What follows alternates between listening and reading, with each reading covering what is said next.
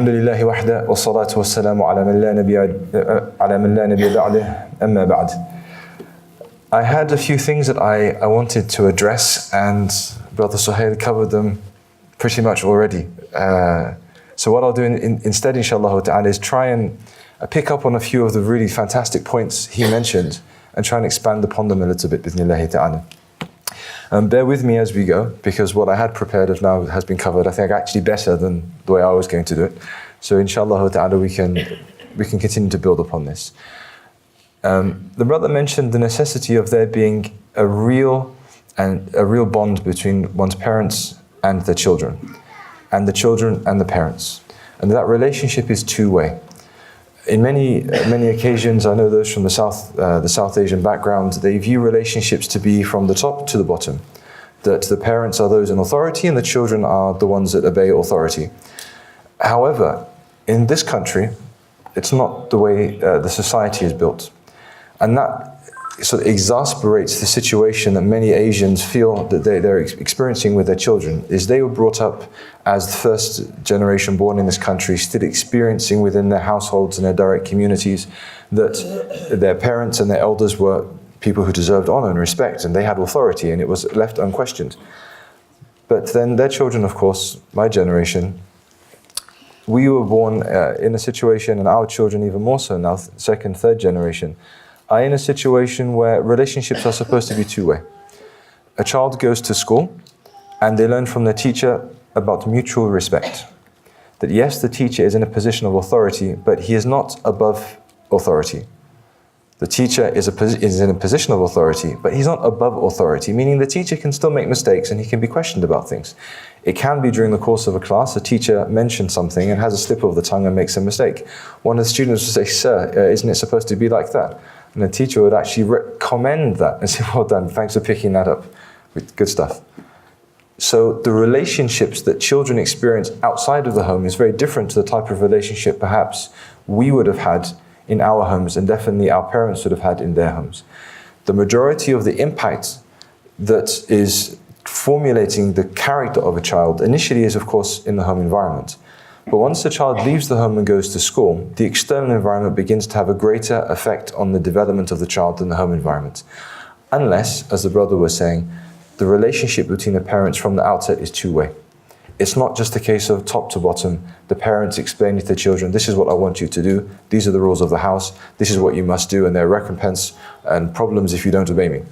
Rather, there needs to be negotiated rules, there needs to be discussion between people. Children need to recognize and feel they are loved and they are important, they're special, that they have capabilities. They're not just small people, but they are people within their own rights that may be small in stature, but not small in status or small in capability, as we heard from Sheikh Sajid yesterday. Now, we turn to Ali ibn Abi Talib radiallahu ta'ala an. He mentioned something really interesting. He said that up until the age of 7, admonish your children. Don't necessarily have to give them too many reasons for things, but make sure you admonish them. Make sure you give them very, very strict guidelines about how to be and what to do and what not to do. After that, he said, until they're 14, be their companion. Explain to them. Spend time with them. Now, something from within neuroscience is understood that before the age of 7, the child's brain is regarded to be almost primate in nature, meaning that it doesn't have the capacity for higher cognitive reasoning. The brain is unable to understand extensive reasoning, extended logic. It doesn't have the capability. Once a child hits the age of 7, the brain begins to develop, and then the higher faculties begin to come into play. So you can see that Ali ibn Abi Talib, he understood something here. And his inspiration was from the Prophet ﷺ when he said, "Command your children to pray at the age of 7. We'll stop the hadith there. The Rasul ﷺ said, "Command your children to pray at the age of 7. Why was it not at the age of 5? There was an understanding that the child before the age of 7 doesn't really have the capacity to understand obligation. It doesn't really have the capacity to understand selflessness. It doesn't really have that capacity. But what happens before the age of 7 is role modeling, tarbiyah. They're experiencing a set of principles, they're experiencing a way of being, they're experiencing a set of behaviors from their parents day in, day out. And these things are implicitly incorporated into their lives. Now, there are two ways of learning things. There's something which is called implicit learning and something which is explicit learning. Now, those of you that are teachers, you'll understand this differentiation. Those of you that aren't, I'll spend just a minute or so explaining. Something which is learned implicitly is something which is learned through interaction with society on a general day-to-day basis without ever being specifically mentioned by anyone at any particular time. For example, the accents you speak with. If you're just from a particular part of the country, you just happen to speak in a particular part of the way. It was never really the case that someone said, oh, you should say this word like that or not like this. Unless you took a word from the Americans or from some other part of the country and your parents said, "Aye, it's an H, not a H, what are you doing?" Right? But implicit education is something which just happens over time. It's inculcated into a person almost subconsciously. Explicit learning is what we do in formal education. This is how you do linear equations. This is how you calculate a graph. This is photosynthesis. Things are spoken by name and explained in detail, mentioning clearly this is what this is how this works. Younger children learn implicitly. They're experiencing. They're learning language, they're learning behavior. They're taking things in, absorbing constantly from the environment within the home. Once they reach the age of 7, their minds open a lot more. And this is when now they're able to take on board all of the things which they've been understanding and incorporating over those years, and now start to construct things themselves. Which is why many parents, and it happened to me as well with my eldest son, that when he turned to the age of 6, 7, 8, he began to change a lot of his opinions about things. Started to develop a lot of opinions. He's like, okay, Younus, mashallah, this is something unprecedented. He started creating his own idea about things. Now, this is the time when the parents should pay close attention, not to stifle their child, but rather listen.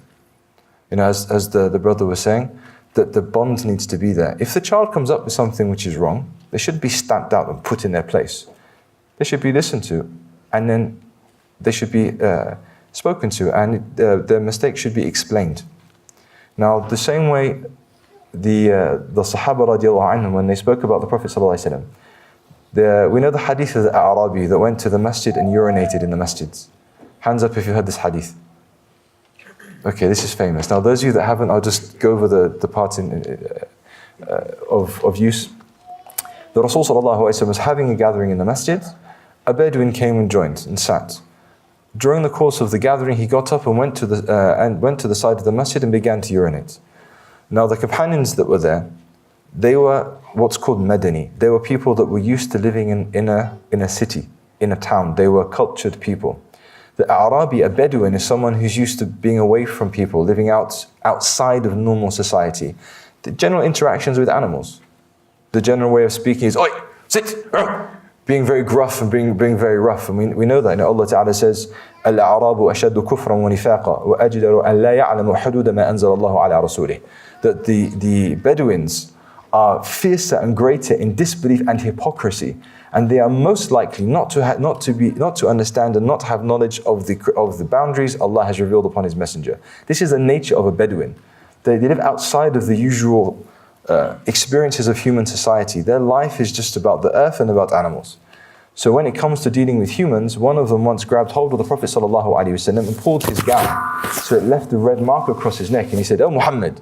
He didn't even say, "Ya Rasulullah." He just, "Oh Muhammad," and grabbed him. And Umar radiallahu ta'ala anhu, he said, "Ya Rasulullah, give me permission." To chop his neck. And he said, "No, leave him.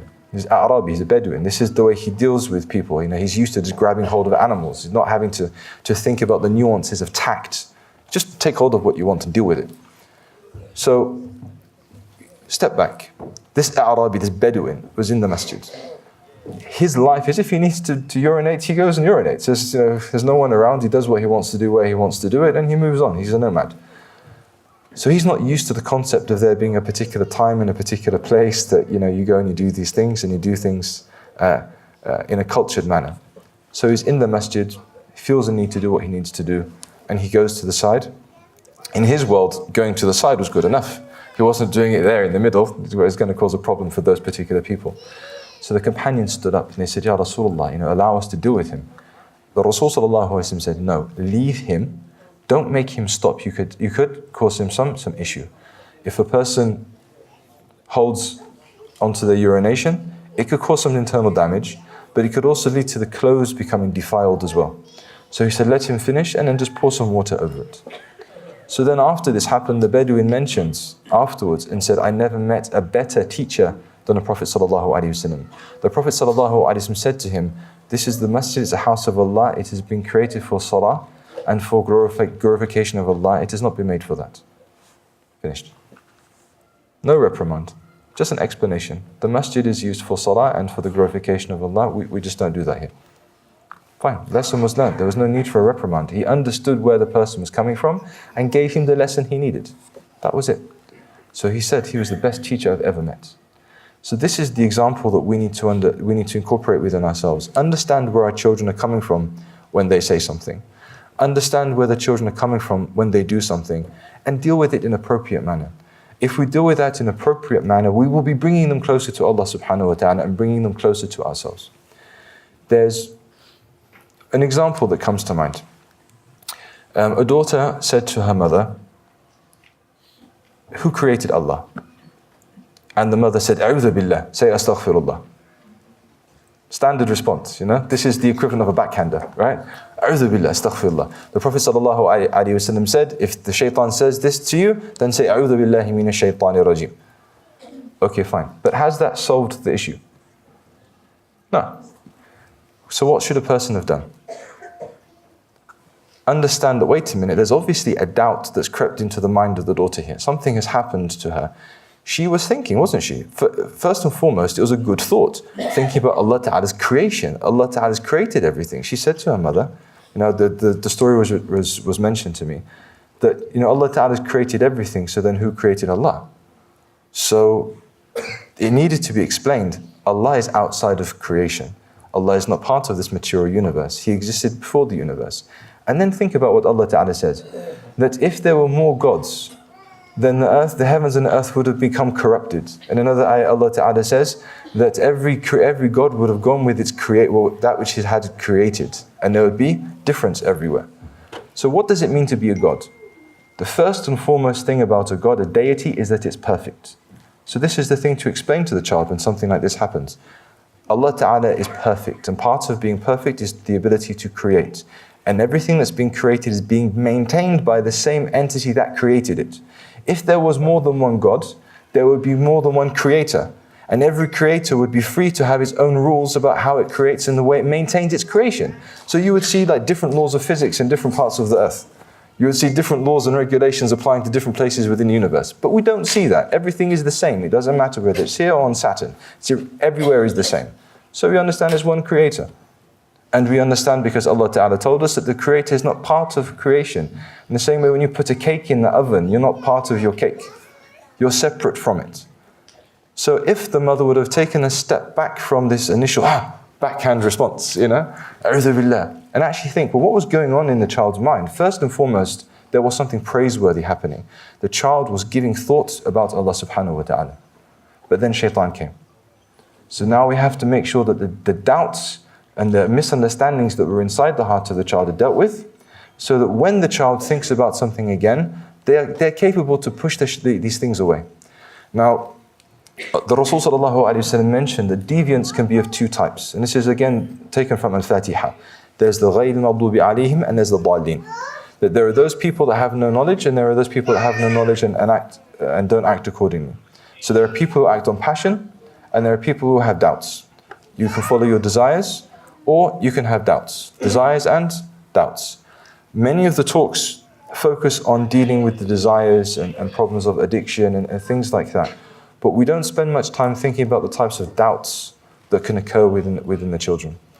They go to school and they experience people of different ethnic backgrounds, different religions, different ideologies, especially now what's happening within the schools to do with sex education, LGBT and these different things. It's become even more important for us now to engage with our children on the level that they are within their schools. Talk about the things they experience, what's happening in their daily life. Allah Ta'ala knows what sort of nonsense they're exposed to if they watch television and things like that. So it's important we engage with them to find out what it is that they're exposed to, what sort of things are influencing them. And it doesn't have to be done explicitly. Hey, what did you watch on TV? Can you tell me about it? What did you think about this, that, or the other? It can be done in a sort of roundabout sort of way. Bring topics up, discuss things with your children, see where the way they think, try and understand what their emotions are, try and understand the way they're experiencing things within themselves, and enable them to grow by guiding them in the right direction. Up until the age of 7, of course we try and explain to our children as much as we can why we do things, but their capacity to understand is limited. Once they get to the age of 7, we can increase in the sort of knowledge we impart upon them, and we can engage them in deeper discussions. Then Ali ibn Abi Talib mentioned by the age of 14, he said, then become their friend. So you have the time of admonition and instruction, you then have the time of companionship, and you have the time of friendship. So this is the point now. Once they get to a certain age, we're supposed to be friends with our children. We have to move past this thing of I'm the father, this is my son, or I'm the elder and this is the youngster. Once a person's mind has become mature and they're technically an adult, we have to recognize that person is an adult. That person could get married, that person could have children, that person can do all sorts of different things Islamically, legally. So we should recognize them as a sort of a friend. Now, I know for some elders, that may be something a bit strange to think about, but once a person is a grandfather, I'm quite sure they can understand what I'm saying, that now when they look upon their son or their daughter and they are now a grandfather or a grandmother, that relationship is very different from when the person was, their child was 15 years old or 17 years old. But it shouldn't need to have waited 30 years. There shouldn't need to have been that wait until they become a grandparent to then look back on their own child and be like, oh, you know, we have so much in common, we can like peer discussion and talk about things. Now we have similar emotions. Those things can happen a lot earlier. So the relationship between the parents and the children needs to be two-way. It's not just top-bottom, it also needs to be that the parents interface with the children and understand who their children are. And we need to, inshallah ta'ala, engage with our children, engage them in benefiting themselves and moving towards a better understanding of Islam from where they already are. One of the issues we have, or I personally have, with the educational systems, Islamic systems that are in place in madaris and Islamic schools, is they start at a place that doesn't necessarily fit with where the children are. We want to start teaching children something, we start from here because that's just where the textbook is. But is that textbook appropriate to the child? Sometimes it's too high, sometimes it's just completely irrelevant, sometimes it's too low. But what we need to do is make sure that children are being interfaced with according to their level, according to their background and according to their understanding. And the people who are best suited to do that are their own parents. As the brother was saying, education can be outsourced, but tarbiyah, this nurturing of the child, enabling a transformation, that's pretty much done at home. Yes, it's true that a person can have a shaykh and take amazing benefit from them. One of my shaykhs in Egypt, Shaykh Ahmed Taha Rayyan, I spent 4 years studying with him pretty much every week. And the majority of what I took from him was character. Now, I wouldn't go to him specifically to learn knowledge. You know, there were people that I could perhaps study more with in other places. I just loved the manners of the shaykh. He was an old man, extremely experienced in life, and I would just sit there with bent knees and just enjoy that. You know, this is a person who's got experience in life, and everything about him was special. And this is what Ibn Qasim, one of the students of Imam Malik, said. He said, Rahmatullahi alayhim, I studied with Imam Malik for 20 years. I learned character from him for 18 years and knowledge for 2 years. If only I'd have spent the full 20 years learning character and etiquette from him. So it's possible that a person can get that nourishment, that tarbiyah from outside the house, but it's not normal. It takes something special from the child to seek it out. And that's not something that we as parents can just think it will happen. Oh, you know, my child goes to madrasa or something, it will happen. It won't necessarily. So we need to start at home, inshallah ta'ala. Starting in the house, making sure the relationship is two-way, and dealing with the children from where they are, inshallah ta'ala.